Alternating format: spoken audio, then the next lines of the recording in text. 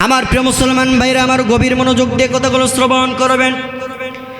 আল্লাহর নবীজির সামনে সমস্ত সাহাবায়ে কেরামগুলো আসার পরে বিশ্ব নবীজিকে ডাক দিয়ে বলছেন, ইয়া রাসূলুল্লাহ, ইয়া হাবিবাল্লাহ, যদি আপনি অনুমতি দেন তাহলে আপনার অনুমতি পাওয়ার পরে আপনার সামনে একটা বিষয় আমরা সবাই কথা বলতে চাই। যেরকম আল্লাহু আকবার। আমার নবীজি বললেন, ও আমার সাহাবীরা, তোমরা কি বিষয় আমার সামনে উপস্থাপন করতে চাও? নির্ভয়ে নির্দ্বিধায় তোমরা বলতে পারো। সাহাবায়ে কেরাম যখন অনুমতি পেয়ে গেলেন, ডাক দিয়ে বলছেন, ইয়া রাসূলুল্লাহ, ইয়া হাবিবাল্লাহ, এই জমিনের মধ্যে শ্রেষ্ঠতম জায়গা হলো আল্লাহর ঘর মসজিদ। আল্লাহর ঘর মসজিদে নববীর মুআজ্জিম এমন একজন ব্যক্তিকে নিয়োগ দেওয়া হয়েছে, যেই ব্যক্তিটার চেহারা অত্যন্ত কালো, হাতের মধ্যে কোনো ক্ষমতা নাই, বেলালের ভারও কোনো বাড়ি নাই, টাকা পয়সা অর্থ করি কোনো কিছু নাই। কালো মানুষ হযরতে বেলালকে মসজিদে নববীর মুআজ্জিম বানানো হয়েছে। ইয়া রাসূলুল্লাহ, আমাদের কোনো আপত্তি নেই, তবে আপত্তি একটা জায়গায়। কয়টা জায়গা? একটা জায়গায় আমাদের আপত্তি। রসুল বললেন, বলে ফেলো, কোনো সমস্যা নেই। সাহাবায়ে কেরাম বলছেন, ইয়া রাসূলুল্লাহ, ইয়া হাবিবাল্লাহ, আমরা লক্ষ্য করে দেখেছি দৈনিক 5 বার যখন বেলাল মসজিদে নববীর মিনারের ওপরে দাঁড়ায় যখন আজান ধ্বনিগুলো দেয়, আমরা লক্ষ্য করে দেখেছি অনেক সময় হযরতে বেলাল আজান ধ্বনিগুলো ভুল করে ফেলে। যেমন আশহাদুর জায়গায় তিনি আসহাদু বলে ফেলেন। সূরাতুল ইখলাসের ভিতরে প্রথম আয়াতে আল্লাহ রাব্বুল আলামিন সুন্দর করে জানিয়েছেন, কুল হুয়াল্লাহু আহাদ, যার অর্থ দ্বারাই হে রাসূল আপনি বলে দিন, কোনো ব্যক্তি যদি এই জায়গার মধ্যে বড় কফটা তেলাওয়াত না করে ছোট কফ, আরবি গ্রামার অনুযায়ী এই ছোট্ট কফটাকে যদি ব্যবহার করে সহজভাবে বলে কুল হুয়াল্লাহু আহাদ, তাহলে তার অর্থ দাঁড়িয়ে যায় হে রাসূল আপনি খান। তাহলে হে রাসূল আপনি বলুন আর হে রাসূল আপনি খান, এই দুইটা কথার মধ্যে আকাশ আর জমিন পার্থক্য আছে না নাই? অর্থের পরিবর্তন হয়ে যায় বিদায় সাহাবায়ে কেরাম বিশ্ব নবীজির সামনে দরখাস্ত করলেন, ইয়া রাসূলুল্লাহ, ইয়া হাবিবাল্লাহ, মেহেরবানি করে মসজিদের মুআজ্জিমটাকে কি একটু পরিবর্তন করা যায় না? নবীজির সামনে যখন এই কথা বলা হলো, আল্লাহর নবীজি সঙ্গে সঙ্গে কোনো কথা বললেন না। বিশ্ব নবীজি ডাইরেক্ট মাথা নিচের দিকে করে ফেললেন। তার কারণ আমার রসুল ততক্ষণ পর্যন্ত কোনো কথা বলেন না যতক্ষণ পর্যন্ত আমার আল্লাহ না বলাই। যেরকম সুবহানাল্লাহ। প্রিয় মুসলমান ভাইরা, আমার মুরব্বী বাপজান যারা আছেন, গভীর মনোযোগ দিয়ে কথাগুলো শ্রবণ করবেন। আল্লাহর নবীজি ডাইরেক্ট মাথা নিচের দিকে দিয়ে ফেললেন। কিছুক্ষণ পরে বিশ্ব নবীজি মাথা আকাশের দিকে উত্তোলন করলেন। সাহাবায়ে কেরাম থরথর করে কাঁপছেন। তারা মনে মনে চিন্তা করছেন, বিশ্ব নবীজির সামনে এমন দরখাস্ত দেওয়ার কারণে হয়তো আমরা কোনো বড় ধরনের বেয়াদবি করে ফেললাম কিনা আমরা জানি না। নবীজি আমার তাদের বিষয়টা বুঝতে পারলেন। নবীজি মুস্কে হাসি দিলেন। দেওয়ার পর সাহাবায়ে কেরামদেরকে লক্ষ্য করে বললেন, ও আমার সাহাবীরা রে, তোমাদের ভয় পাওয়ার কোনো কারণ নাই, তোমাদের টেনশন করার পিছনে কোনো কারণ নাই। তোমরা যে দরখাস্ত আমি রসুলের কাছে করেছ, ওই দরখাস্ত আল্লাহর বারে আরশ আজিম পর্যন্ত পৌঁছে গিয়েছে। আমি রসুল ঘোষণা করলাম, তোমাদের দরখাস্ত মোতাবেক আজকে এশার নামাজের পরে ইসলামের দ্বিতীয় মুআজ্জিম আমি রসুল তোমাদের মধ্য থেকে নিয়োগ দিতে চাই। নবীজি যখন এই কথা বললেন, সমস্ত সাহাবায়ে কেরাম চলে গেলেন। ইশার নামাজের যখন সময় হয়ে গেল, হযরতে বেলাল রাদিয়াল্লাহু তাআলা আনহু ছুটে আসলেন। সুন্দর করে ওযু করার পরে মিনারের উপরে দাঁড়ায় গেলেন। আল্লাহু আকবার ধ্বনি দিয়া যখন আজান দেওয়া তিনি আরম্ভ করলেন, আজান শোনার সঙ্গে সঙ্গে সমস্ত সাহাবায়ে কেরামগুলো ইশার নামাজ আদায়ের জন্য মসজিদের মধ্যে চলে আসলেন। আল্লাহর নবীজির ইমামতিতে নামাজটা যখন সম্পন্ন হয়ে গেল, নামাজ সম্পন্ন হওয়ার পরে বিশ্ব নবীজির সাহাবায়ে কেরামগুলো আপনাদের মতো আল্লাহ রসুলের দিকে মুখ ঘুরিয়ে বসলেন। বিশ্ব নবীজি নিজেও সাহাবায়ে কেরামদের দিকে মুখ ঘুরিয়ে বসে পড়লেন। আমার নবীজি সাহাবায়ে কেরামদের দিকে লক্ষ্য করে বললেন, ও আমার সাহাবীরা রে, তোমাদের মধ্যে আমার সেই কালো সাহাবী হযরতে বেলাল কোথায়? একটু দাঁড়ায় যাও। আল্লাহু আকবার। বেলালের নামটা যখন বিশ্ব নবীজি ঘোষণা করলেন, আল্লাহর নবীজি নামটা ঘোষণা করার সঙ্গে সঙ্গে হযরতে বেলাল রাদিয়াল্লাহু তাআলা আনহু সামনে কাতার থেকে তিনি দাঁড়ায় গেলেন। ডাক দিয়ে বলছেন, লাব্বাইকা ইয়া রাসূলুল্লাহ, ইয়া হাবিবাল্লাহ, আল্লাহর নবী গো, আমি তো আপনার সামনেই বসে আছি। বিশ্ব নবীজি হযরতে বেলালকে ইশারা দিয়ে ডাকলেন। ডাকার পরে ডান পাশে তিনি দাঁড় করায় দিলেন। এরপরে আল্লাহর নবীজি দ্বিতীয়বারের মতো সাহাবায়ে কেরামদের দিকে নজর দিলেন। সাহাবায়ে কেরামদের দিকে নজর দেওয়ার পরে আল্লাহর নবীজি ডাক দিয়ে বলছিল, আমার সাহাবীরা রে, তোমাদের মধ্যে আমার সেই সাহাবী যার নাম আব্দুল্লাহ ইবনে উম্মে মাকতুম রাদিয়াল্লাহু তাআলা আনহু। নবীজির দুইজন সাহাবীর নাম ছিল একই নাম।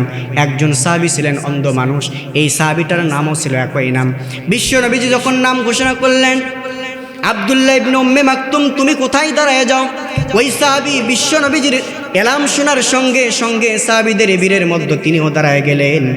আল্লাহর নবীজির সাহাবী আব্দুল্লাহ ইবনে উম্মে মাকতুমকে বিশ্ব নবীজি ইশারা দিয়ে ডাকলেন, বাম পার্শ্বে দাঁড় করায় দিলেন। ডান পার্শ্বে হযরতে বেলাল, বাম পার্শ্বে আব্দুল্লাহ ইবনে উম্মে মাকতুম তিনি দাঁড়িয়ে আছেন। আমার প্রিয় মুসলমান ভাইরা আমার, বিশ্ব নবীজি বেলালের দিকে তাকাইলেন।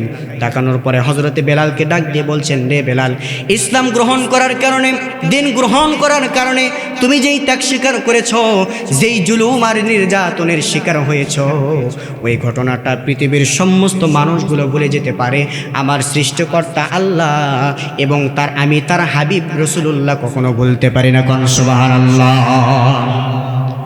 আল্লাহর নবী ডাক দিয়ে বললেন, বেলাল বলো, কিন্তু আমি কি বা করতে পারি? তার কারণ হলো, আমি রসুল তো মাত্র শুধু রসুল নই, আমি তো শুধুমাত্র একজন নবী অথবা রসুল নই। আল্লাহ তাআলা আমাকে শ্রেষ্ঠ আদর্শ রাষ্ট্রনায়ক বানিয়েছেন। আর যারা রাষ্ট্রপ্রধান হবে, রাষ্ট্রের বিভিন্ন দায়িত্বে যারা থাকবে, এদের দায়িত্ব হলো, এদের কাজ হলো জনগণের প্রত্যেকটা আবদার পূর্ণ করতে পারুক অথবা না পারুক, কিন্তু জনগণের প্রত্যেকটা আবদার তাকে গ্রহণ করা লাগবে। কথা বলুন ঠিক কিনা? আমার প্রিয় মুসলমান ভাইরা আমার, বিশ্ব নবীজি বুঝাইলেন বেলালে, আমার সাহাবীদের এই আবদারটা গ্রহণ করতে গিয়ে আমি রসুল বাধ্য হয়েছি। আল্লাহ রাব্বুল আলামিন আমাকে জানিয়েছেন, এই মুহূর্তে আমি ঘোষণা করলাম, আগামী ফজর থেকে আমি রসুল তোমাকে মসজিদে নববীর মুয়াজ্জিনের ভূমিকা থেকে অব্যাহত দিয়ে দিলাম। হযরতে বেলালকে যখন এই কথা বলা হয়েছে, বেলাল রাদিয়াল্লাহু তাআলা সঙ্গে সঙ্গে ছোট্ট বাচ্চার মতো হাউমাউ করে কান্না আরম্ভ করলেন। আল্লাহু আকবার। আমার প্রিয় মুসলমান ভাইয়েরা আমার, বেলাল রাদিয়াল্লাহু তাআলা ছোট্ট বাচ্চার মতো কান্না আরম্ভ করলেন। আল্লাহর কাছে হাত তুলে বললেন, আল্লাহ, আমি ইসলাম গ্রহণের পূর্বে একজনের গোলাম ছিলাম, ইসলাম গ্রহণ করে ফেলেছি। তুমি আমার ইমানটা দেখার পরে এই জমিনের মধ্যে শ্রেষ্ঠতম জায়গা তোমার ঘর মসজিদের মুয়াজ্জিম হিসাবে তুমি আমাকে নিয়োগ দিয়েছ, কিন্তু জানি না কোন অপরাধের কারণে, কোন ভুলের কারণে আজকে তুমি আমাকে এই সাজা দিলে। আল্লাহর নবীর সাহাবী হযরতে বেলাল চোখের পানি ছেড়ে দিয়ে তিনি কান্না আরম্ভ করে দিলেন। এইদিকে বিশ্ব নবীজি সঙ্গে সঙ্গে বাম দিকে তাকাইলেন। তাকানোর পরে আব্দুল্লাহ ইবনে উম্মে মাকতুমকে বিশ্ব নবীজি ডাক দিয়ে বলছেন, আব্দুল্লাহ ইবনে উম্মে মাকতুম, আমি আল্লাহর সঙ্গে মাশওয়ারা করার পরে এই মুহূর্তে আমি রাসূল তোমাকে ঘোষণা করলাম, আগামী ফজর থেকে মসজিদে নববীর দ্বিতীয় মুয়াজ্জিম হিসেবে তোমাকে নিয়ে দিয়ে দিলাম। এতটুকুন কথা বলার পরে বিশ্ব নবীজি সাহাবীদেরকে বললেন, ও আমার সাহাবীরা, তাহাজ্জুদের মহব্বত এবং ফজরের নামাজের গুরুত্ব আছে না নাই? আল্লাহর নবীজি এই দুইটা বিষয়কে উল্লেখ করে প্রত্যেকটা সাহাবীদেরকে বললেন, ও আমার সাহাবীরা, এশার নামাজ যেহেতু সমাপ্ত হয়ে গিয়েছে, আমি মসজিদে নববীর দ্বিতীয় মুয়াজ্জিমটাকেও নিয়োগ দিয়ে দিয়েছি, সুতরাং তোমরা আমার সামনে আর থাকতে পারবে না। সবাই বাড়ির মধ্যে রওনা করো। সাহাবায়ে কেরাম বাড়ির মধ্যে রওনা করলেন। কিতাবের মধ্যে আসছে, ওই দিন যেমন আজকে আমরা ওয়াজ শেষ হওয়ার পরে প্রত্যেকটা মানুষ নিজ নিজ বাসস্থানে যাওয়ার পরে যেমন ঘুমিয়ে যাব, রসুলের সাহাবী প্রত্যেকেই যদিও সেই দিন ঘুমিয়ে পড়েছিলেন, কিন্তু আমার ভাইরা রে, হযরতে বেলালের সম্পর্কে আসছে, ওই দিন হযরতে বেলাল বালিশের সঙ্গে মাথা লাগায় তিনি ঘুম পারেন নাই। হযরতে বেলাল রাদিয়াল্লাহু তাআলা আনহু একটা জায়নামাজ জমিনের মধ্যে বিছায়া সেজদার জায়গা চোখের পানি দিয়ে ভেজায় ফেলেছে। আল্লাহর দরবারে ডাক দিয়ে বলছেন, আল্লাহ, ইসলাম গ্রহণের পূর্বে একজনের গোলাম ছিলাম, তুমি তোমার ঘরের মুয়াজ্জিম আমাকে বানিয়ে দিয়েছো, খাদিম বানিয়ে দিয়েছো। আল্লাহ, আজকে কোন অপরাধের কারণে আমাকে এই সাজা তুমি দিয়ে দিলে। তবে তুমি তো সূরাতুল আনফালের মধ্যে বলেছ, পৃথিবীর কোনো মানুষ যদি নিজেকে মুমিন বলে দাবি করতে পারে আর মুমিনের পরিচয় যদি দিতে পারে, ওই বান্দার নামটা যদি মুমিনের খাতায় লেখা হয়ে থাকে আর তার কোনো আমলটা যদি তোমার দরবারে গ্রহণযোগ্য হয়ে যায়, কবুল হয়ে যায়, তুমি তো নিজেই বলেছ ওই ফার্স্ট কোয়ালিটির ইমানদার মুমিন তোমার দরবারে কোনো বিষয় আবদার করতে দেরি হয়, সঙ্গে সঙ্গে তার ডাকে সাড়া দেয়া, তার আবদার পূর্ণ করতে 1 সেকেন্ড দেরি করো না। এই পয়েন্টটা ভালো করে মনে রাখবেন। সামান্য এতটুকুন এই কথা, এই পয়েন্টটা হযরতে বেলাল ধরলেন, আল্লাহ পৃথিবীর সমস্ত কিতাবগুলো মিথ্যা হতে পারে, কিন্তু তোমার 30 পারা কোরআনুল কারীম কখনো মিথ্যা হতে পারে না।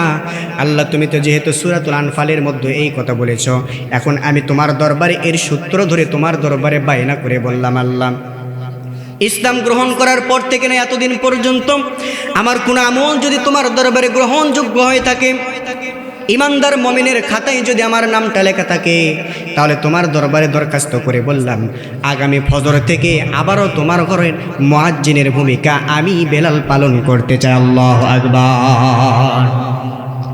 প্রিয় মুসলমান ভাইয়ের আমার লক্ষ্য করুন, এই কান্না করতে করতে যথাসময়ে যখন ফজরের নামাজের ওয়াক্ত হয়ে গেল, ইসলামের দ্বিতীয় মুয়াজ্জিম আব্দুল্লাহ ইবনে উম্মে মাকতুম সঙ্গে সঙ্গে তিনি ঘুম থেকে জাগ্রত হয়ে গেলেন।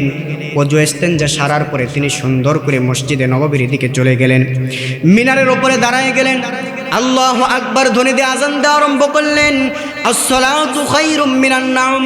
এই ধ্বনিগুলো দিয়ে যখন আযান সমাপ্ত করে ফেললেন, আযান শোনার সঙ্গে সঙ্গে সমস্ত সাহাবায়ে কেরামগুলো নামাজ আদায় করার জন্য মসজিদে নববীর দিকে ছুটে চলে আসলেন। এমনকি আপনার আমার মায়ের নবী, দয়ার নবী নিজেও ঘুম থেকে জাগ্রত হওয়ার পরে ওযু ইস্তেঞ্জা সেরে তিনি চলে আসলেন মসজিদে নববীর দিকে। যথাসময়ে বিশ্বনবীজির ইমামতিতে যখন ফজরের নামাজটা শেষ হয়ে গেল, আল্লাহর নবীজির একটা অভ্যাস ছিল, প্রতিদিন ফজরের নামাজের পরে বিশ্বনবীজি আল্লাহর কোরআন থেকে দার্স দিতেন। কোন সুবহানাল্লাহ। আজও আমাদের সমাজের মধ্যে দেখবেন আল্লাহর কোরআন থেকে দার্স দেয়, যখনই সময় সুযোগ পায় ব্যক্তিগত কাজের ফাঁকে ফাঁকে সমাজের মানুষকে সঠিক পথের দিশা দেওয়ার জন্য আল্লাহর কোরআন থেকে মসজিদ মাদ্রাসায় দার্স দেয় কি দেয় না? জোরে বলুন, দেয় কি দেয় না? তবে খুব দুঃখজনক একটি বিষয়, বললে অনেকেই বলে রাজনীতি হয়ে যায়, কিন্তু না না, এটাই সত্য কথা, এটাই কোরআনের হক, সত্য কথা বলতে হবে।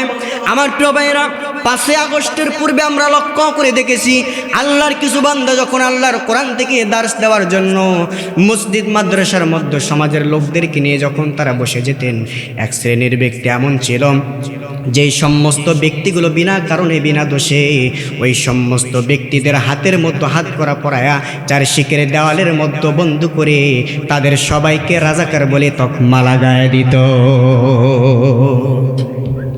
কিন্তু ভুলে গেলে চলবে না, এই সুন্নাতটা তাদের নয়, এই সুন্নাতটা বিশ্বনবীজির। জোরে বলুন কার?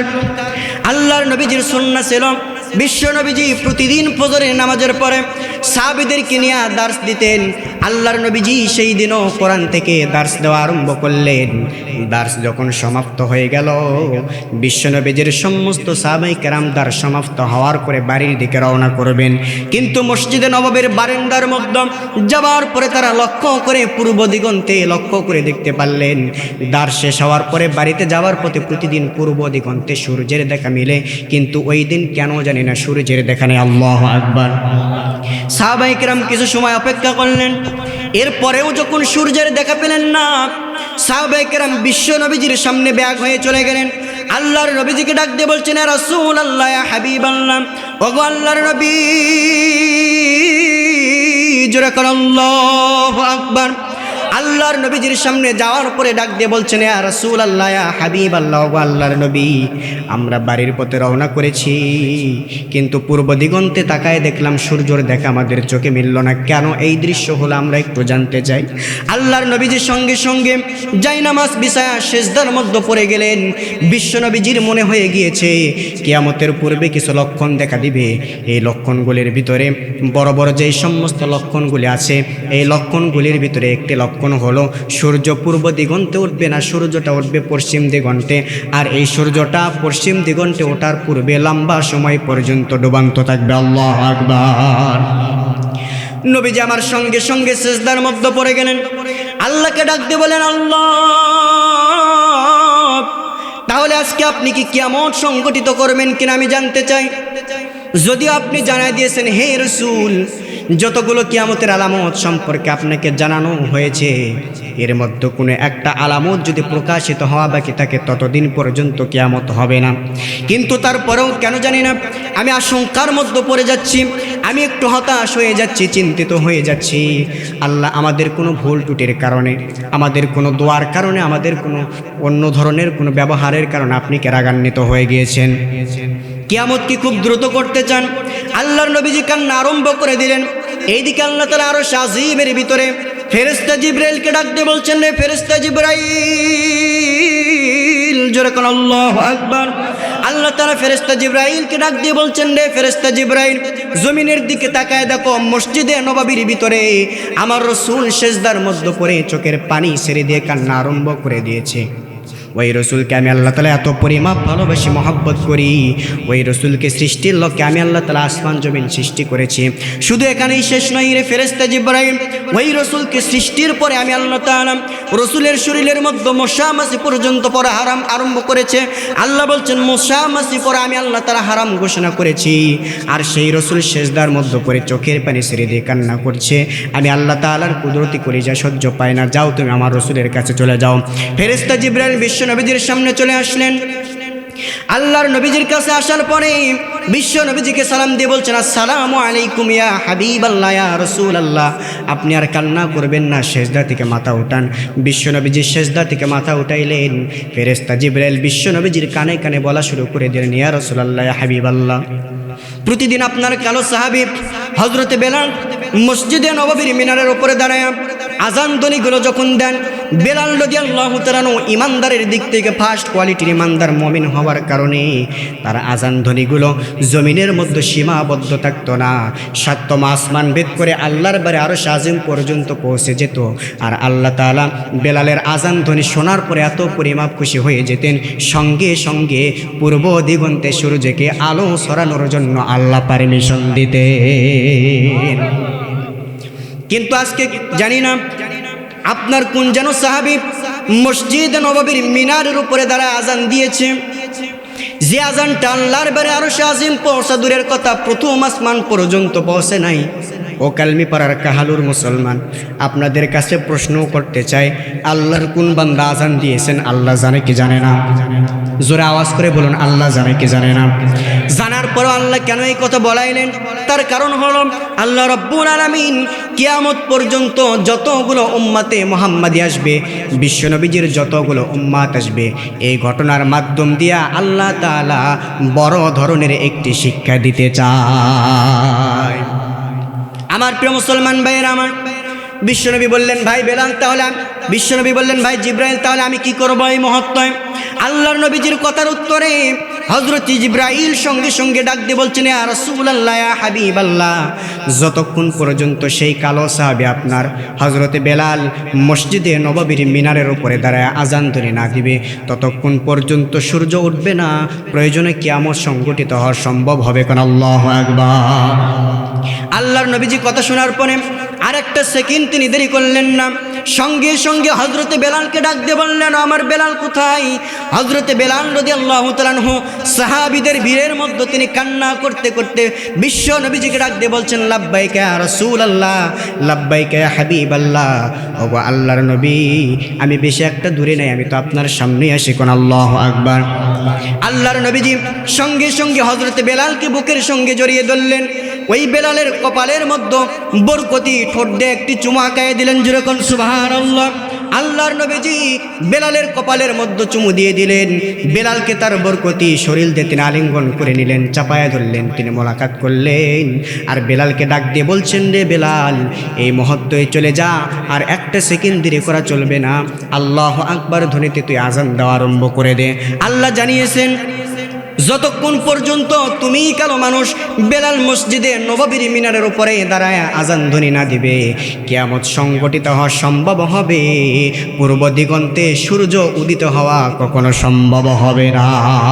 মুসলমান ভাইয়ের আমার, শুনলে আশ্চর্য হয়ে যাবেন। হযরতে বেলাল যখন মিনারের উপরে দাঁড়াইলেন, মুক্ত গলায় যখন তিনি তাকবীর ধ্বনিগুলো দেওয়া আরম্ভ করলেন, হযরতে বেলাল আজান দিতে দেরি হয়েছে, ইসলামের ইতিহাসের মধ্যে প্রমাণ হয়ে গিয়েছে বেলাল আজান ধ্বনিগুলো দিতে দেরি হয়েছে। আজান দেওয়ার সঙ্গে সঙ্গে প্রতিদিনের মতো পূর্ব দিগন্তে সূর্য আলো ছড়াইতে 1 সেকেন্ড দেরি করে নাই। লিল্লাহে তাকবীর। আমার ভাইরা, আপনাদের কাছে প্রশ্ন করতে চাই, হযরতে বেলাল কার বান্দা ছিলেন? হযরতে বেলাল কার সাহাবী ছিলেন? এবার আসুন, আব্দুল্লাহ ইবনে উম্মে মাকতুম তিনি কার বান্দা ছিলেন? আব্দুল্লাহ ইবনে উম্মে মাকতুম তিনি কার সাহাবী ছিলেন? একজন আজান দিলে 7তম আসমান ভেদ করে আল্লাহর বাড়ি আরশ আজিম পর্যন্ত পৌঁছে যায়। আল্লাহ তার ঈমান দেখে তার আজান ধ্বনি শোনার পরে এত পরিমাপ খুশি হয়ে যান, সঙ্গে সঙ্গে আল্লাহ সুবহানাহু ওয়া তাআলা পূর্ব দিগন্তে সূর্যকে আলো ছড়ানোর জন্য পারমিশন দিয়ে দেন। কন্যা সুবহানাল্লাহ। আরেকজন সাহাবী তিনি আজান দিলে আল্লাহর বাড়ি পৌঁছা দূরের কথা, প্রথম আসমানেই পৌঁছে না। এবার আপনাদেরকে আবার পূর্বে সেই জায়গায় নিয়ে যেতে চাই, ওই পয়েন্টে। তাহলে জবান ছেড়ে বলবেন, এখানেও ফার্স্ট কোয়ালিটির ইমানদার আর নর্মাল কোয়ালিটির ইমানদারের পরিচয় আছে না নাই? তবে তার পূর্বে আপনাদেরকে একটু সতর্ক করে দেই। তার মানে এই নয় আপনি হযরতে বেলালকে দেখবেন এক চোখে, আব্দুল্লাহ ইবনে উম্মে মাকতুমকে দেখবেন আর এক চোখে। এইটা করা যাবে? তার কারণ আব্দুল্লাহ ইবনে উম্মে মাকতুম এমন একজন সাহাবী ছিলেন যার শানে আল্লাহ তাআলা কোরআনের ভিতরে আয়াত নাজিল করেছেন। সুবহানাল্লাহ ওয়া বিহামদিহি। কিন্তু আমার ভাইরা, যুগে যুগে ওলি আউলিয়াদের মাধ্যম দিয়া, যেমন তার পূর্বে সাহাবায়ে কেরামদের মাধ্যম দিয়া, নবীদের মাধ্যম দিয়া আল্লাহ তাআলা এমন কিছু ঘটনা ঘটিয়েছেন যার মাধ্যম দিয়া উম্মতে মুহাম্মাদিকে শিক্ষা দেওয়ার চেষ্টা করেছেন। কথা বলুন ঠিক কিনা? সুতরাং এখানে আব্দুল্লাহ ইবনে উম্মে মাকতুম আর হযরতে বেলালকে দুই চোখে দেখা যাবে। শুধু এখান থেকে আপনার আমার দায়িত্ব শিক্ষা বের করতে হবে। তাহলে আপনাদের কাছে প্রশ্ন করতে চাই, একজন আজান দিলে সূর্য উদিত হয় পূর্ব দিগন্তে, আর একজন আজান দিলে সূর্য উদিত হওয়ার কোনো চিহ্ন দেখা যায় না। তাহলে জবান ছেড়ে বলবেন, এখানেও ফার্স্ট কোয়ালিটির ইমানদার আর নর্মাল কোয়ালিটির ইমানদারের পরিচয় আছে না নাই? জোরে বলেন, আছে না নাই? আমার ভাইরা, কিন্তু আমি আবারও বলছি, সাহাবায়ে কেরামদেরকে ছোট চোখে দেখা যাবে। এবং সেই সঙ্গে আরেকটি কথা বলি, এই পৃথিবীর জমিনে যারা রসুলের উত্তরসূরি, আল ওলামা উল ওরাসাতুল আম্বিয়া, এখানে আলিম ওলামা আছেন। রসুল নিজে বলেছেন, একজন সাহাবায়ে কেরাম বিশ্বনবীজিকে প্রশ্ন করলেন, ইয়া রাসূলুল্লাহ, ইয়া হাবিবাল্লাহ, আজকে আপনার থেকে আমরা দিন শিখছি, কিন্তু এমন একটা সময় আসবে যেই দিন আপনি থাকবেন না, কিন্তু আপনার উম্মতেরা কার কাছে দিন শিখবে? আল্লাহু আকবার। রসুল সেদিন বলেছিলেন, আমি বিদায় নিয়ে চলে যাচ্ছি, তো কি হয়েছে? কিয়ামত পর্যন্ত নবীদের দরজা বন্ধ হইলেও হকখানে ওলামায়ে কেরামদের দরজা, ওলি আউলিয়াদের দরজা কিয়ামত পর্যন্ত খোলা থাকবে। কন্যা সুবহানাল্লাহ। আমার ভাইরা, লক্ষ্য করতে হবে, সাহাবায়ে কেরামদের দামটা যেমন ছিল, হকপন্থী আলিম যারা এরকম আছেন, এদের দামও কোনো অংশে কম নয়। জোরে বলুন, কথা ঠিক কিনা? কম দেখা যাবে? দুই চোখে দেখা যাবে? কিন্তু আজকে দেখবেন অনেক ওলি আউলিয়াকে আমরা পছন্দ করি না। জোরে বলুন, কথা ঠিক কিনা? এই যে নলডুবির জমিনে শুয়ে আছেন, নাম কি বলেন?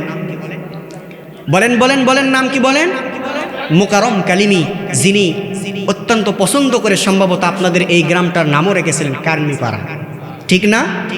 আপনাদের কাছে প্রশ্ন করতে চাই, ওনার বাসা কি বাংলার জমিনের ভিতরে ভাই? কোথায়? এর বাইরে।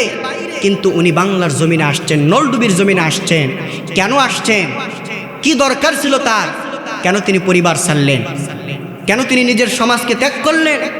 কেন তিনি চলে আসলেন নলডুবির জমিনে? কারণ একটাই, তার উপরে দায়িত্ব আছে, তিনি কোরআনের দাওয়াত নিয়ে মানুষের সামনে চলে আসছেন। কথা বলুন ঠিক কিনা? কিন্তু একটা শ্রেণীর ব্যক্তি এমন আছে যারা হকপন্থী আলেমদেরকে পছন্দ করে না। তবে হ্যাঁ, যখন এই নলডুবির জমিনে মুকাররম কালিমে আসছিলেন, অবশ্যই তার হাতের মধ্যে আল্লাহর কোরআন ছিল, আর এক হাতের মধ্যে তরবারি ছিল বাতিলের বিপক্ষে লড়াই করার জন্য। কথা বলুন ঠিক কিনা? ঠিক একইভাবে শত শত বছর পূর্বে সিলেটের জমিনে শাহজালাল ইয়ামিনী রাহিমাহুল্লাহ, তিনি যখন আসছিলেন, এক হাতের মধ্যে আল্লাহর কোরআন ছিল, আর এক হাতের মধ্যে তরবারি ছিল, তিনি বাতিলের সঙ্গে মোকাবেলা করেছেন। কথা বলুন ঠিক কিনা? ঠিক একইভাবে এই মহাস্থানের ঘরে যিনি শুয়ে আছেন তিনার হাতের মধ্যেও আল্লাহর কোরআন ছিল, আর এক হাতের মধ্যে বাতিলের সঙ্গে মোকাবেলা করার জন্য তরবারি ছিল। আওয়াজ করে বলুন ঠিক কিনা? কিন্তু আজকে আমরা লক্ষ্য করে দেখতেছি অনেক ব্যক্তিগুলো নিজেকে পীর বলে দাবি করে, হাতের মধ্যে আল্লাহর কোরআন নাই, জবানের মধ্যে আল্লাহর কোরআন নাই, ভণ্ডামি দিয়ে ভরা, কিন্তু ওলি বলে নিজেকে দাবি করে। কথা বলুন ঠিক কিনা? এদের মাধ্যম দিয়া এই নলডুবির জমিনে যারা শুয়ে আছেন মোকারম কালিমি, যারা পরিবার সেরে কোরআনের দাওয়াত নিয়ে আসছিলেন, ওদের কারণে এই সমস্ত ব্যক্তিদের বদনাম হয়।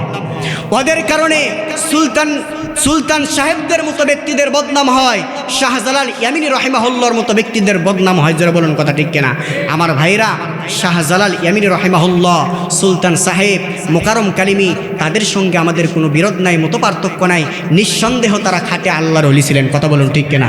আল্লাহর দরবারে তাদের অনেক দাম, কিন্তু যারা তাদের নাম ভাঙ্গিয়ে ভণ্ডামো করে এদের সঙ্গে আমাদের চুল পরিমাপ আপোষ। আমার প্রিয় ভাইরা, এবার একটু লক্ষ্য করুন, একটি কথা বলি মাঝখানে, এদের দামটা কত জানেন? ওলিদের দাম কত আপনি কি জানেন? আমার ভাইরা, আজকে আমি যখন কিতাব মোতালা করতেছিলাম কয়েকদিন আগের কথা, ওখানে দেখলাম ভারত উপমহাদেশের মধ্যে একজন আল্লাহর ওলি ছিলেন, যার নাম খাজা কুতুবউদ্দিন বখতিয়ার কালকাকি রহিমাহুল্লাহ। যেরকম আল্লাহু আকবার। ইনি খুব বড় একজন বুজুর্গ ব্যক্তি ছিলেন, আল্লাহর ওলি ছিলেন, আলিম মানুষ ছিলেন। আমার ভাইরা, ওলি হতে গেলে কোরআন হাদিসের জ্ঞানের দরকার আছে না নাই?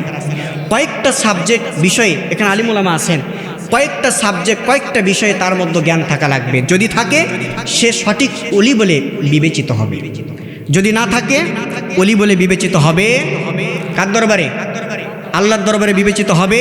যেই বেলাল সম্পর্কে রাসূল কারীম সাল্লাল্লাহু আলাইহি ওয়াসাল্লাম মেরাজ থেকে আসার পরে বেলালকে ডাক দিয়ে বললেন, বেলাল তুমি একটু আমার সামনে চলে আসো। আল্লাহ রাসূলের সামনে বেলাল চলে আসলেন। বেলালকে লক্ষ্য করে বললেন, রে বেলাল, আমি লক্ষ্য করে দেখলাম মেরাজের ভিতরে যখন আমি জান্নাতের ভিতরে যখন ভ্রমণ করছিলাম, আমার পার্শ্বে একজন ব্যক্তি অদৃশ্যভাবে তার পায়ের শব্দ পাচ্ছিলাম ঠকঠক করে, সেজন্য আমার সামনে আমার পাশে হাঁটতেছিল। আমি ফেরেশতা জিবরাইলকে জিজ্ঞাসা করেছিলাম, তোমার কথা বলেছে, কিন্তু তুমি তো ছিলে জমিনের মধ্যে, আমি তো ছিলাম জান্নাতের মধ্যে, তুমি কি এমন আমল করো যে আমল করার কারণে আল্লাহ তাআলা তোমার সুরত ধরে একজন সাহাবীকে, একজন ফেরেশতাকে আল্লাহ তাআলা জান্নাতের মধ্যে ভ্রমণ করায় আমার সঙ্গে? কন্যা সুবহানাল্লাহ। তাহলে আমরা কি চাই না সেই বেলালের মতো হতে? আমরা কি চাই না সে বেলালের মতো ঈমান মজবুত করে মৃত্যুর সঙ্গে সঙ্গে আল্লাহর জান্নাত পেতে? জোরে বলেন, চাই কি চাই না? আমার ভাইরা, আল্লাহ বলছেন জান্নাত চাইলেই জান্নাত দেওয়া যাবে না, জান্নাতে ঢুকতে হলে 5টা গুণ অর্জন করা লাগবে। কয়টা? জোরে বলেন কয়টা? আর তুমি বান্দা বেলালের কাতারে আসো নাকি নাই, এর মাপকাঠি আমি আল্লাহ সূরা আনফালের মধ্যে দিলাম। তুমি নিজেই বুঝতে পারবে, তোমার মধ্যে 5টা গুণ যদি থাকে বুঝবে এখনো পর্যন্ত বেলালের খাতায় তোমার নাম আছে। জোরে কন্যা সুবহানাল্লাহ। এই 5টা গুণ কি কে লক্ষ্য করুন। আল্লাহ বলছেন 1 নম্বর গুণ, আল্লাহ সুবহানাহু ওয়া তাআলা 1 নম্বর গুণের কথা বলছেন। আল্লাহ বলছেন, ইন্নামাল মুমিনুনা আল্লাযীনা ইযা যুকিরাল্লাহু ওয়াজিলাত কুলুবুহুম। আল্লাহু আকবার।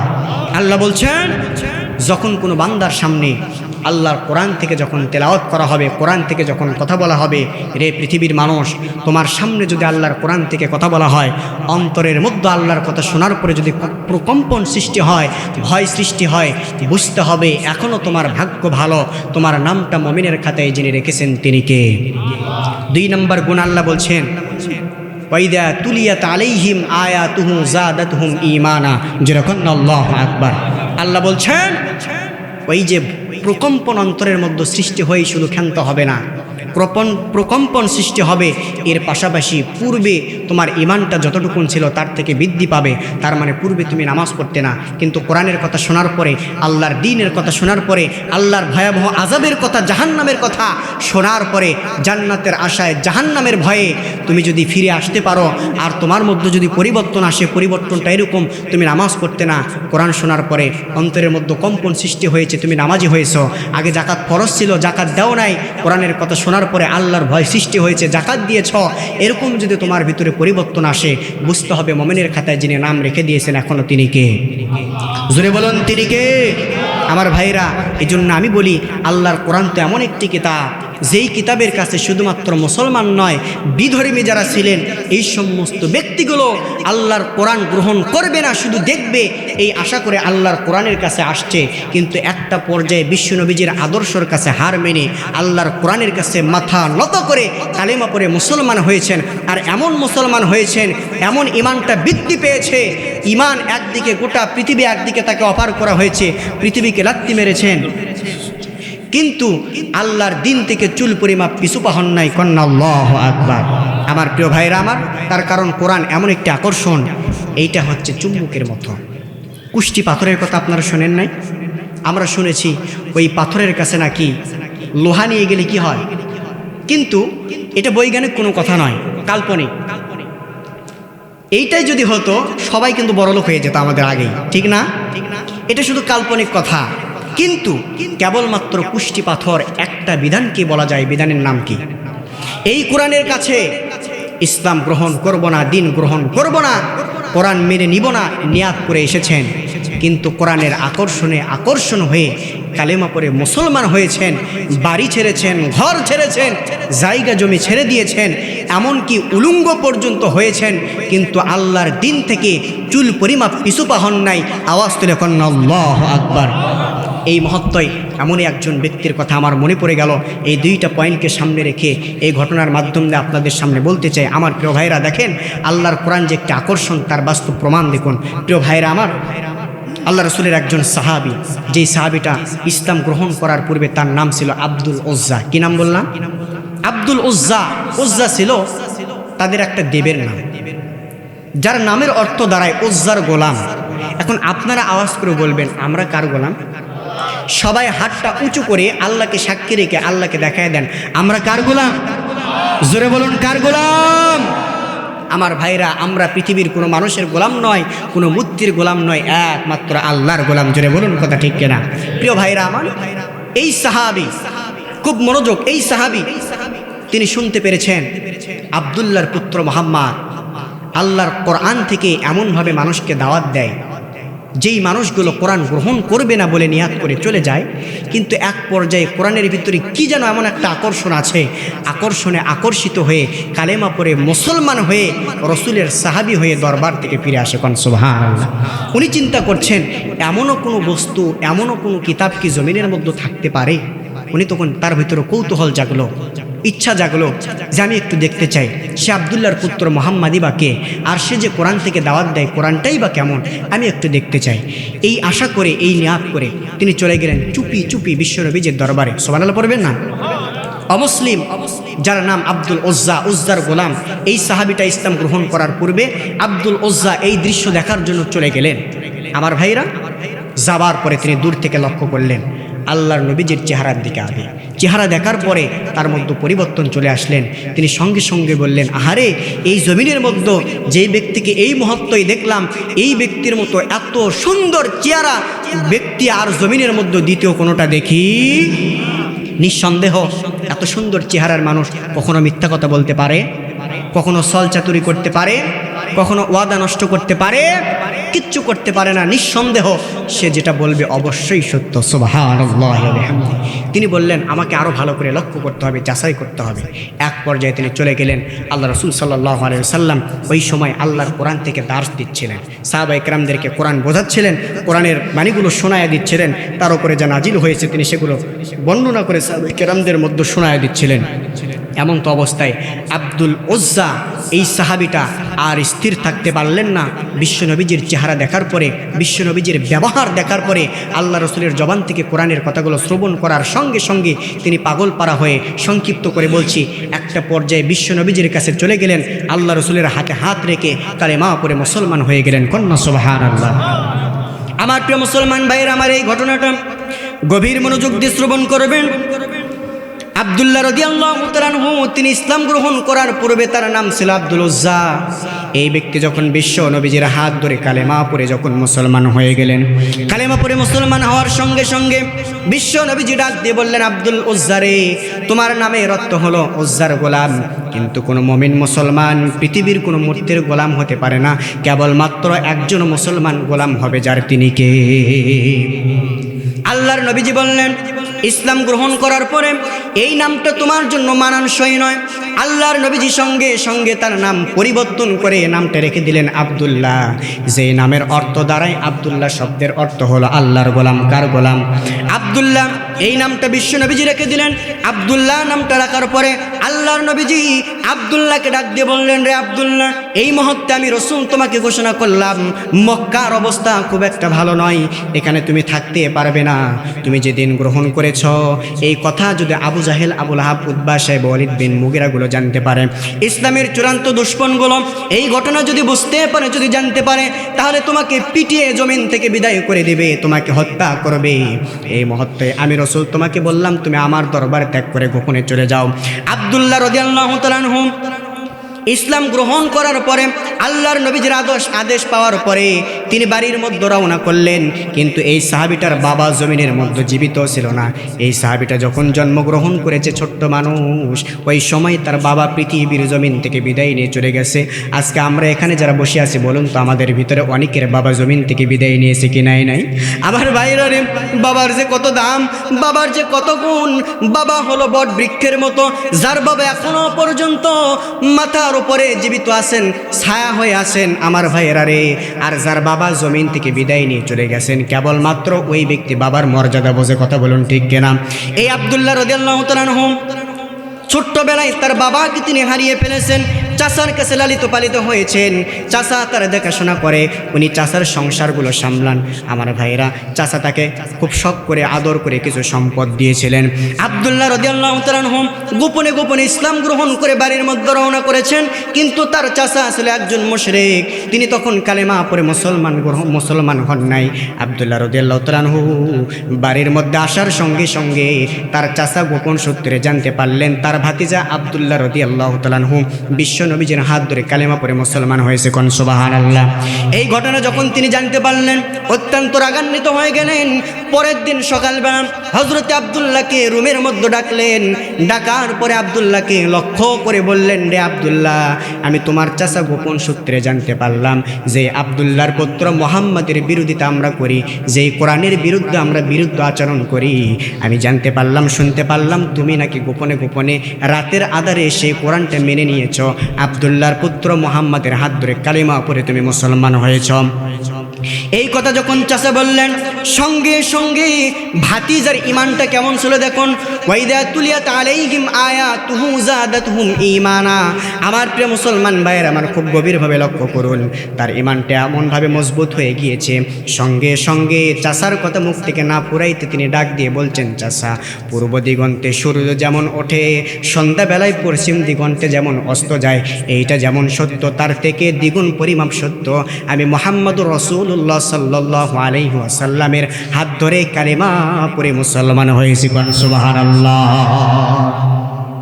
ভাই একটু আওয়াজ ভালো দাও, আমার 12টা বাচ্চা আছে।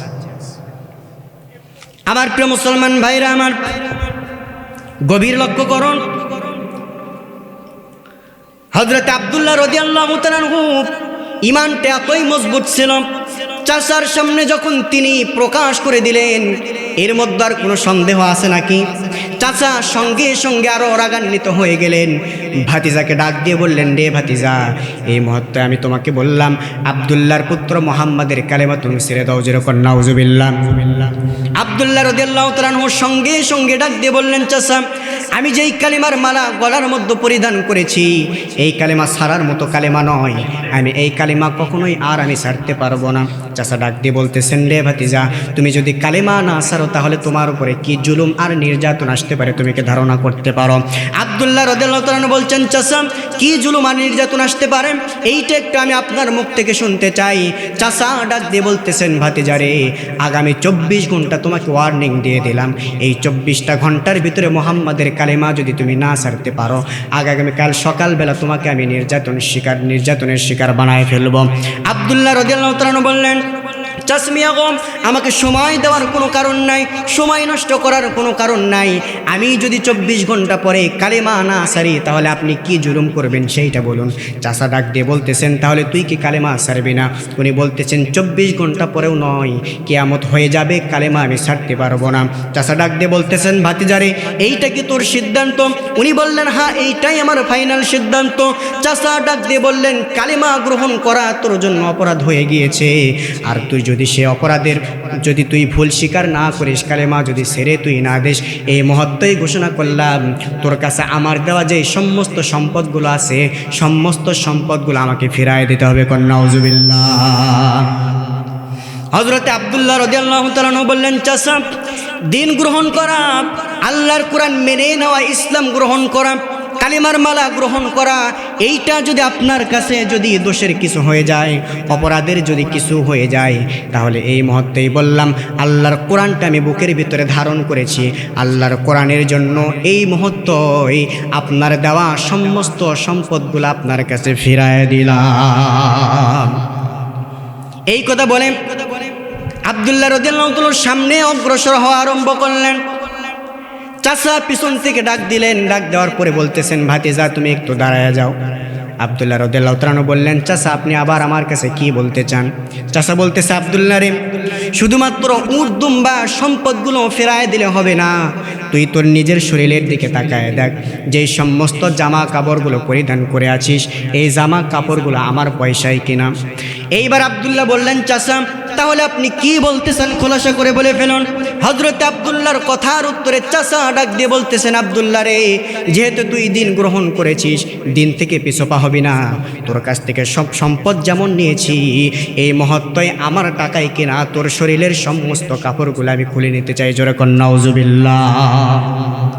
আব্দুল্লাহ রাদিয়াল্লাহু তাআলার সঙ্গে সঙ্গে ডাক দিয়ে বললেন, চাচা আপনি এত বড় পাশান আমি জানতাম না। আল্লাহু আকবার। আব্দুল্লাহ রাদিয়াল্লাহু তাআলা বলছেন, চাচা দিন গ্রহণ করার অপরাধে আমার শরীরের জামা যদি খুলে দিতে হয় তাহলে আমি তাও দিতে রাজি আছি। তার কারণ হলো আল্লাহ রসুল জানিয়েছেন, আল্লাহ ঘোষণা করেছেন 17 টাকা ফরজ। জোরে বলুন কি? 17 টাকা যেমন ফরজ, আব্দুল্লাহ বলছেন দিন গ্রহণ করার কারণে প্রয়োজনে ইসলাম রক্ষা করার জন্য দিন গ্রহণ করার ফলে যদি সেই 17টা ঢাকা যদি ফরজ যেমন আছে এইটা যদি তার খেলাপ হয়ে যায় সেইটাও করা যাবে, আমি সেইটা করতে রাজি আছি, তবু কালেমার পথ থেকে চুল পরে মাপ পেছনে আসতে রাজি নাই। চাচা বললেন, তাহলে পোশাকগুলো খুলে দাও। 18-20 বছরের টকবকে একজন যুবক মানুষ হযরতে আব্দুল্লাহ রাদিয়াল্লাহু তাআলা আর একটা সেকেন্ডের জন্য তিনি দেরি করলেন না, সঙ্গে সঙ্গে শরীরের মধ্যে পরিধান করা সমস্ত জামাগুলো খুলে খুলে চাচার সামনে তিনি নিক্ষেপ করে ফেলে দিলেন। আল্লাহু আকবার। জামাগুলো যখন তিনি নিক্ষেপ করে ফেলে দিলেন, নিক্ষেপ করে ফেলে দেওয়ার পরে 2টা হাত দিয়ে লজ্জাস্থান চিনি চেপে ধরলেন, কোনোভাবে তিনি চলে গেলেন মায়ের দরজায়। মায়ের দরজায় যাওয়ার পরে দরজার মধ্যে তিনি টক টক করে কড়া নাড়লেন। মা জননী দরজা খুলে দিলেন। এইবার সন্তান আড়াল থেকে মাকে লক্ষ্য করে বলছেন, মা আপনি আমার শরীরের দিকে তাকাইবেন না, আমি আপনার সন্তান হযরতে আব্দুল্লাহ, আজকে আমার এমন করুণ দশা হয়েছে, বিশ্বনবীজির হাতে হাত রেখে আমি কালেমা পড়ে মুসলমান হয়েছি, আল্লাহর কোরআন সত্য কিতাবকে গ্রহণ করেছি, আর এই কিতাবটা গ্রহণ করার কারণে আমার নিষ্ঠুর চাচা আমার থেকে সমস্ত সম্পদগুলো নিয়েছেন। শুধু এখানেই ক্ষান্ত হন নাই, উনি আমার থেকে আমার শরীরের জামাগুলো খুলে নিয়েছেন। এই মুহূর্তে আপনার দরবারে আসার পিছনে আমার একটাই কারণ। মা জননী বললেন, কি কারণ?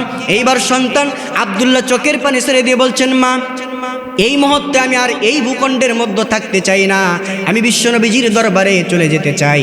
তার কারণ আমি জানি পৃথিবীর সমস্ত মানুষের দরজা আমি আব্দুল্লাহর জন্য বন্ধ হতে পারে, কিন্তু বিশ্বনবীজির দরজা কখনো আমার জন্য বন্ধ হতে পারে না। আব্দুল্লাহ রাদিয়াল্লাহু তাআলা বললেন, মা কিন্তু আপনার দরবারে আসার পিছনে কারণটা কি শুনে নেন।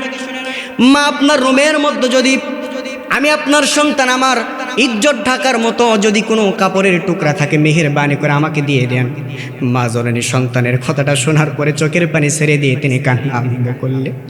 মা জননী কান্না শুরু করে দিলেন, ডাক দিয়ে বলছেন, বাবা রে, তুই যখন আমার পেটের মধ্যে ছিলি, পেট থেকে যখন জমিনের মধ্যে ভূমিষ্ঠ হয়ে গেলি, ওই সময় তোর বাবা আমাদের সবার মায়া ত্যাগ করে পরবারে বিদায় নিয়ে কবরের মধ্যে চলে গিয়েছে। আমরা তো স্বাবলম্বী নই। আমার রুমের মধ্যে সকালে যদি খাবার থাকে, দুপুরের খাবারের কোনো ব্যবস্থা থাকে না। দুপুরে যদি আমার রুমের মধ্যে খাবারের ব্যবস্থা হয়, রাতের খাবারের কোনো কুল কিরানা থাকে না। আমার রুমের মধ্যে ভালো কোনো জামা নাই, তোর শরীরের মধ্যে পরিধান করব। তবে বাবা একটা মিনিট তুই একটু ওয়েট কর। এ কথা বলার পরে আব্দুল্লাহর মা রুমের মধ্যে প্রবেশ করে ফেললেন। রুমের মধ্যে যাওয়ার পরে আলমারির মধ্য থেকে ছোট্ট এক টুকরা কম্বলের কাপড় নিয়ে আসলেন। আসার পরে দুইটা ভাগ করে ফেললেন।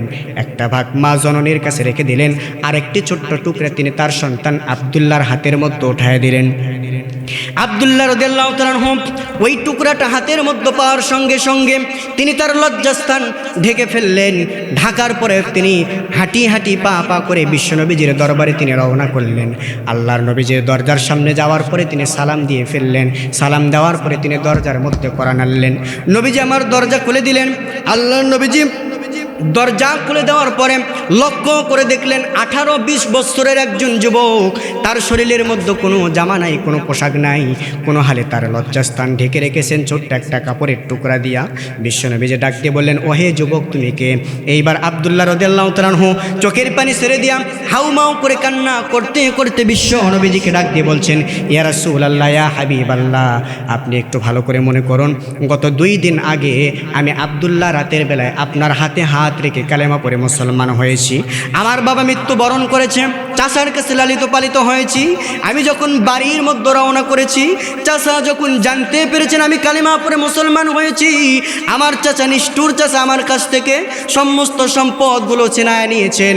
শুধু এখানেই ক্ষান্ত হন নাই, আমার শরীরের জামা কাপড়গুলো খুলে নিয়েছেন। ইয়া রাসূলুল্লাহ, আমি সেই যুবক, আমার যাবার মতো কোনো রাস্তা নেই, আমি আপনার সামনে চলে আসছি। আল্লাহর নবীজি যুবকের সমস্ত কথাগুলো শোনার পরে বিশ্ব নবীজি ছোট্ট বাচ্চার মতো তিনিও ফোপায় ফোপায় কান্না আরম্ভ করলেন। রহমাতুল্লিল আলামিন যখন ফোপায় ফোপায় কান্না আরম্ভ করলেন যুবকের কথাগুলো শোনার পরে, আল্লাহর নবীজি যুবককে ডাক দিয়ে বললেন, ওহে যুবক, একটু তুমি ওয়েট করো। আল্লাহর নবীজি রুমের মধ্যে প্রবেশ করলেন। রুমের মধ্যে প্রবেশ করার পরে বিশ্ব নবীজি তার বরকতি শরীরে যেই সমস্ত জুব্বাগুলো তিনি লাগিয়েছিলেন, ওই সমস্ত জুব্বাগুলির ভিতরে সুন্দর দুইটা জুব্বা নিয়ে আসলেন। সুন্দর দুইটা জুব্বা নিয়ে আসার পরে আল্লাহর নবীজি আব্দুল্লাহকে লক্ষ্য করে বললেন, রে আব্দুল্লাহ, আমার শরীরে পরিধানকৃত সুন্দর দুইটা জুব্বা আমি রসুল এই মুহূর্তেই তোমার জন্য ওয়াকফ করে দিলাম। আব্দুল্লাহর হাতের মধ্যে যখন দুইটা জুব্বা চলে আসছে, আব্দুল্লাহ রাদিয়াল্লাহু তাআলা আনহু দুইটা জুব্বা পাওয়ার পরে আবেগে তিনি বলে ফেললেন, পাগল পারা হয়ে গেলেন, খুশিতে বাকবাকুম হয়ে গেলেন।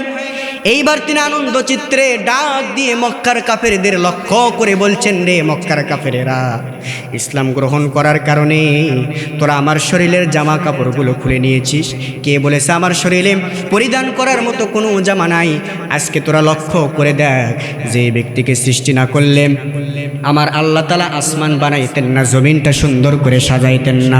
যেই রসুলকে সৃষ্টির পরে আমার আল্লাহ রাব্বুল আলামিন রসুলের শরীরের মধ্যে মশামাছি করা পর্যন্ত হারাম ঘোষণা করে দিয়েছেন, ওই রসুলের বরকতি দুইটা জুব্বা আমাকে উপহার দেওয়া হয়েছে। আব্দুল্লাহ রাদিয়াল্লাহু তাআলা খুশি হয়ে গেলেন। একটা পর্যায়ে সংক্ষিপ্ত করে বলছি, আল্লাহর নবীজি হযরতে আব্দুল্লাহকে বিশ্ব নবীজি সাহাবায়ে কেরামদের মাঝে রেখে দিলেন কোরআন শিক্ষা করার জন্য। জোরে বলুন কি শিক্ষা? আওয়াজ করে বলুন কি শিক্ষার জন্য রেখে দিলেন? আমাদেরকেও কোরআন শিক্ষা করার দরকার আছে না নাই? আমাদের সন্তানদেরকে কোরআনের শিক্ষায় শিক্ষিত করার দরকার আছে না নাই? এই যে কালাই রাজবেটে একটা মাদ্রাসা আছে, এখানে কি শিক্ষা দেওয়া হয়? এই যে এই পার্শ্বে একটা হাফেজে মাদ্রাসা আছে এবং নলডিবি বাজারের কর্নারে একটি মাদ্রাসা আছে, ওই জায়গার মধ্যে জঙ্গি ট্রেনিং দেওয়া হয় না, বরং আল্লাহর কোরআন শিক্ষা করানো হয়। প্রিয় ভাইরা আমার, লক্ষ্য করুন, হযরত আব্দুল্লাহ রাদিয়াল্লাহু তাআলা আনহুকে কোরআন শিক্ষা করার জন্য বিশ্ব নবীজি দ্বীনি ইলম শিক্ষা করার জন্য সাহাবীদের মধ্যে রেখে দিলেন। এইবার সাহাবীদের মধ্যে রেখে দেওয়ার পরে কয়েকদিন পরে দুইজন সাহাবী বিশ্ব নবীজির সামনে চলে আসলেন। আল্লাহর নবীজির সামনে আসার পরে বিশ্ব নবীজিকে ডাক দিয়ে বলছেন, ইয়া রাসূলুল্লাহ, ইয়া হাবিবাল্লাহ, আপনার সেই সাহাবী যার নাম আব্দুল্লাহ আমাদের মধ্যে রেখে দিয়েছেন কোরআন শিক্ষা করার জন্য, কিন্তু আমরা লক্ষ্য করে দেখেছি ওই ব্যক্তি ওই সাহাবী যখন কোরআন তেলাওয়াত করে আমাদের থেকে দ্বিগুণ পরিমাপ আওয়াজ দিয়ে কোরআন তেলাওয়াত করে, আর দ্বিগুণ পরিমাপ আওয়াজ দিয়ে কোরআন তেলাওয়াত করার ফলে আমাদের তেলাওয়াতের মধ্যে ভুল হয়ে যায়, সমস্যা হয়ে যায়। আমার নবীজি সঙ্গে সঙ্গে ওই সাহাবীদেরকে লক্ষ্য করে বললেন, রে আমার সাহাবীরা, তোমরা যেই কথা বলেছ দ্বিতীয়বারের মতো আর এই কথা তোমরা কেউ মুখ দিয়ে বের করবে না। তার কারণ হলো ওই সাহাবী সম্পর্কে তোমরা তো ভালো জানো না, আমি রাসূল ভালো জানি। তার কারণ হলো তোমরা সাক্ষী দিয়ে বলো তো দিন গ্রহণ করার কারণে তোমাদের মধ্যে কেউ কি উলঙ্গ হয়েছ? বলে না, আমরা কেউ উলঙ্গ হয় নাই। আল্লাহর নবী বললেন, ওই সাহাবী আব্দুল্লাহ দিন গ্রহণ করার কারণে উলঙ্গ পর্যন্ত হয়েছে। কোন আল্লাহু আকবার। আল্লাহর নবীজি সাহাবায়ে কেরামদেরকে যখন এই কথা বললেন, এই কথা বলার সঙ্গে সঙ্গে সমস্ত সাহাবায়ে কেরামগুলো ব্যাগ হয়ে চলে গেলেন। কিছুদিন পরে বিশ্ব নবীজি সাহাবায়ে কেরামদেরকে ডাকলেন, ডাকার পরে বললেন, ও আমার সাহাবীরা রে, আল্লাহ তাআলা তাবুক অভিযানে যাওয়ার কথা আমাদেরকে ঘোষণা করেছেন, এই মুহূর্তে আমাদেরকে তাবুকের ময়দানে যেতে হবে, তোমরা কি বলো? সমস্ত সাহাবায়ে কেরামগুলো বিশ্ব নবীজির কণ্ঠে আলাম শোনার সঙ্গে সঙ্গে হাত তুলে ফেললেন। আল্লাহর নবীজি সাল্লাল্লাহু আলাইহি ওয়াসাল্লাম সাহাবায়ে কেরামদেরকে এবার লক্ষ্য করে দ্বিতীয়বারের মতো বলছেন, ও আমার সাহাবীরা রে, তাবুকের ময়দানে শুধুমাত্র গেলে হবে না, আল্লাহ রাব্বুল আলামিন কোরআনুল কারীমের মধ্যে জানিয়েছেন, ইন্নাল্লাহা আশতারা মিনাল মুমিনিনা আনফুসাহুম ওয়া আমওয়ালাহুম বিআন্না লাহুমুল জান্নাহ। জোরে কোন আল্লাহু আকবার। আল্লাহ বলেছেন, নিশ্চয় আমি আল্লাহ তাআলা মুমিনদের জান এবং মালের বিনিময়ে জান্নাত বিক্রি করেছি। কোন সুবহানাল্লাহ। নবীজি আমার বললেন, ও আমার সাহাবীরা, তাবুক অভিযানে যেতে হবে, তোমরা সবাই যাওয়ার জন্য প্রস্তুত, কিন্তু জেনে রাখো আল্লাহ তাআলা মুমিনদের থেকে দুইটা জিনিস চেয়েছেন। এক নাম্বার হলো মুমিনদের জীবন চেয়েছেন, দুই নাম্বার হলো মাল চেয়েছেন। আপাতত জীবন দেওয়ার কোনো কারণ নাই। জিহাদের ময়দানে যাবার পূর্বে আমি রাসূল তোমাদেরকে বলছি, মাল দিতে হবে। তোমাদের মধ্যে কে কে আসো যথাসাধ্য তোমরা আল্লাহর রাস্তায় ব্যয় করবে। সাহাবায়ে কেরাম যখন এই ঘোষণা পেলেন, প্রত্যেকটা সাহাবায়ে কেরাম যথাসাধ্য তারা দান সদকা করে ফেললেন। জিহাদের ময়দানে যাওয়ার জন্য তারা দান করে ফেললেন। দানের একটি স্তূপ তৈরি হয়ে গেল। আল্লাহ রাসূল সাল্লাল্লাহু আলাইহি সাল্লাম হঠাৎ করে মসজিদে নববীর একটি পিলারের দিকে তাকাইলেন। তাকানোর পরে দেখলেন পিলারের পাশে একজন যুবক দাঁড়ায় দাঁড়ায় কান্না করছে। আল্লাহ নবীজি ইশারা করে ডাকলেন, যুবক তুমি আমার কাছে আসো। যুবক যখন বিশ্ব নবীজির সামনে চলে আসলেন, আল্লাহর নবীজি ডাক দিয়ে বললেন, রে যুবক তুমি কেন কান্না করো? তোমার নাম না আব্দুল্লাহ? বলে, হ্যাঁ আমার নাম আব্দুল্লাহ। কিন্তু তুমি কেন কান্না করছো আমি জানতে চাই। ডাক দিয়ে বলছেন, ইয়া রাসূলুল্লাহ, ইয়া হাবিবাল্লাহ, জিহাদের ময়দানে যাবার পূর্বে আপনি মাল দেওয়ার কথা বলেছেন, কিন্তু আমার তো মাল বলতে কোনো কিছুই নাই, আমি কি দেবো? এই জন্য কান্না করেছি, আমি তো পিছনে পড়ে গেলাম। তবে ইয়া রাসূলুল্লাহ, আপনার দরবারে দরখাস্ত করছি, আল্লাহ তাআলা আরেকটি বিষয়ের কথা বলেছেন, জান দিতে হবে। আমার কাছে মাল নাই তো কি হয়েছে, আল্লাহর দ্বীনের জন্য আমি আব্দুল্লাহ আমার জীবনটাকে জিহাদের ময়দানে ওয়াকফ করে দিতে চাই। নবীজিকে ডাক দিয়ে বলছেন, ইয়া রাসূলুল্লাহ, আপনি আমার জন্য আল্লাহর দরবারে দুটি হাত তুলে দোয়া করুন। আল্লাহ তাআলা জিহাদের ময়দানে আমার হাতটাকে যেন ইসলামের জন্য কবুল করে নেন। তার মানে হলো ইসলামের জন্য কাফেরেরা যেন আমার হাতটাকে দ্বিখণ্ডিত করে ফেলে, আমার চোখ যেন তুলে ফেলে। আমার প্রিয় মুসলমান ভাইয়েরা আমার, উনি বুঝাইতে চাইলেন দ্বীনের জন্য, ইসলামের জন্য কাফেরগুলো আমার মস্তক যেন আলাদা করে ফেলে, আমাকে যেন ক্ষত বিক্ষত করে ফেলে, আমি যেন শহীদ হতে পারি। শহীদ তামান্না অন্তরের মধ্য নিয়ে বিশ্ব নবীজির কাছে যখন এই দোয়া চাইলেন, আমার নবীজি হযরতে আব্দুল্লাহর জন্য সঙ্গে সঙ্গে আল্লাহর দরবারে তার বরকতি দুইটা হাত তুলে দোয়া করা আরম্ভ করলেন। আল্লাহকে ডাক দিয়ে বলছেন যে, আল্লাহ, এই মুহূর্তে আমি আপনার দরবারে দরখাস্ত করলাম, আমার সাহাবী আব্দুল্লাহ রাদিয়াল্লাহু তাআলা আনহুর রক্ত মাংসটাকে আল্লাহ তুমি জিহাদের ময়দানে কাফেরদের জন্য হারাম করে দাও। নবীজি যখন দোয়া সমাপ্ত করলেন, সঙ্গে সঙ্গে হযরত আব্দুল্লাহ রাদিয়াল্লাহু তাআলা ফুপায় ফুপায় কান্না আরম্ভ করলেন। আমার নবীজি বললেন, কেন তুমি কান্না করছো? এইবার সাহাবী ডাক দিয়ে বলছেন, ইয়া রাসূলুল্লাহ, আমি শহীদ হতে চাই, এই দোয়াটা আপনার কাছে চেয়েছি, আর আপনি আমার রক্ত মাংসটাকে জিহাদের ময়দানে কাফেরদের জন্য হারাম ঘোষণা করেছেন। আমার নবীজি সঙ্গে সঙ্গে একটি মুচকি হাসি দিয়ে ফেললেন।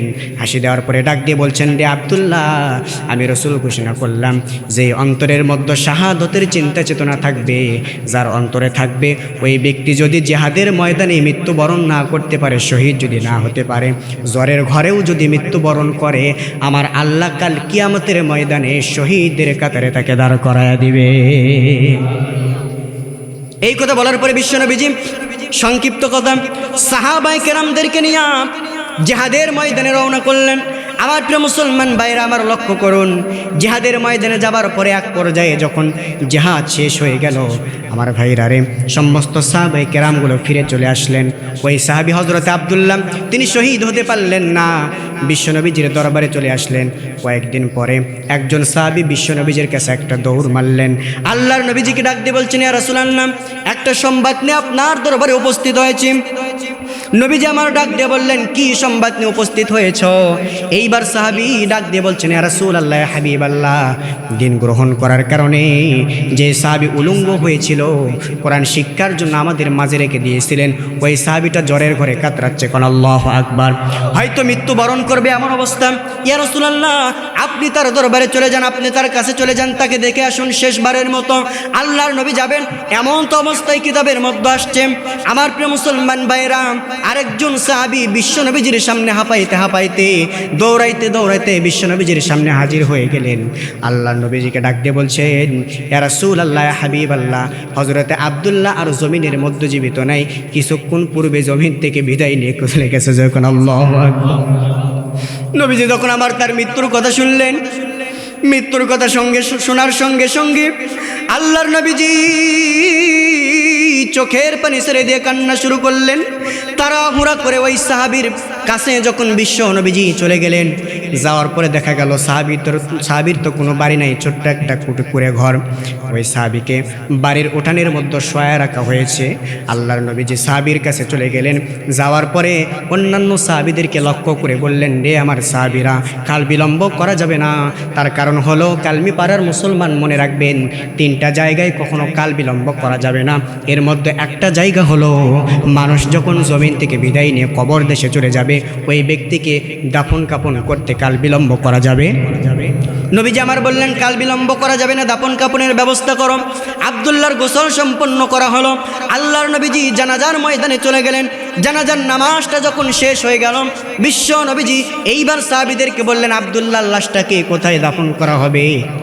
একজন সাহাবী ডাক দিয়ে বলছেন, ইয়া রাসূলুল্লাহ, আব্দুল্লাহ তো কোনো পৈতৃক সম্পত্তি নাই, আব্দুল্লাহকে দাফন করার জন্য ওই যে 2টা পাহাড় দেখা যায়, 2টা পাহাড়ের মাঝখানে একটি ঢালু জায়গা আছে, ওই জায়গার মধ্যে তাকে দাফনের জন্য তার কবরটা খনন করা হয়েছে। নবীজি আমার বললেন, চলো সেই জায়গার মধ্যে চলে যাই। সবাই মিলে যখন সেই জায়গার দিকে রওনা করলেন, কবরের পাশে যাওয়ার পরে আল্লাহর নবীজি কাঁদো কাঁদো ভাবে বিশ্ব নবীজি সাহাবায়ে কেরামদেরকে লক্ষ্য করে বললেন, আমার সাহাবীরা রে, তোমরা সবাই দাঁড়িয়ে যাও, আব্দুল্লাহর কবরের মধ্যে আমার কোনো সাহাবী নামবে না, স্বয়ং আমি রাসূল আব্দুল্লাহর কবরের মধ্যে নামতে চাই। সুবহানাল্লাহ। নবীজি আমার কবরের মধ্যে নামলেন। ছোট্ট বাচ্চার মধ্যে তিনি কান্না করছেন। সাহাবীদেরকে লক্ষ্য করে বলেন, আমার সাহাবীরা রে, তোমাদের মধ্যে আমার সেই সাহাবী, আমার কঠিন পরিস্থিতির সময়ের বন্ধু হযরতে আবু বকর কোথায়? আবু বকর হাত তুলে বললেন, লাব্বাইক ইয়া রাসূলুল্লাহ, ইয়া হাবিবাল্লাহ। আবু বক্করকে বিশ্বনবীজি বললেন, আর কাল বিলম্ব করো না, তুমি আমার ডান পার্শ্বে দাঁড়ায় যাও। আবু বক্কর নামলেন ডান পার্শ্বে। আল্লাহর নবীজি বললেন, আমার সেই সাহাবী, পরবর্তী সময় যিনি ইসলামের দ্বিতীয় খলিফা হবেন, হযরত ওমর ফারুক কোথায়? উনি হাত উত্তোলন করলেন। আল্লাহর নবীজি ওমর ফারুককে বললেন, আর কাল বিলম্ব করো না, তুমি আমার বাম পার্শ্বে দাঁড়ায় যাও। আপনাদের কাছে প্রশ্ন করতে চাই, এই মহত্তই হযরতে আব্দুল্লাহর কবরের মধ্যে কয়জন ব্যক্তি নামছে? জোরে বলুন, কয়জন? আরো জোরে, কয়জন? 3জন ব্যক্তি নামছেন।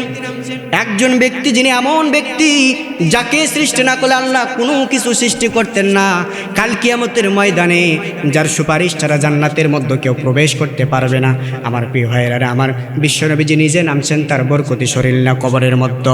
ডান পার্শ্বে নামছেন হযরত আবু বকর রাদিয়াল্লাহু তাআলা আনহু, ইসলামের সর্বপ্রথম খলিফা, 1 নম্বর সর্বপ্রথম খলিফা।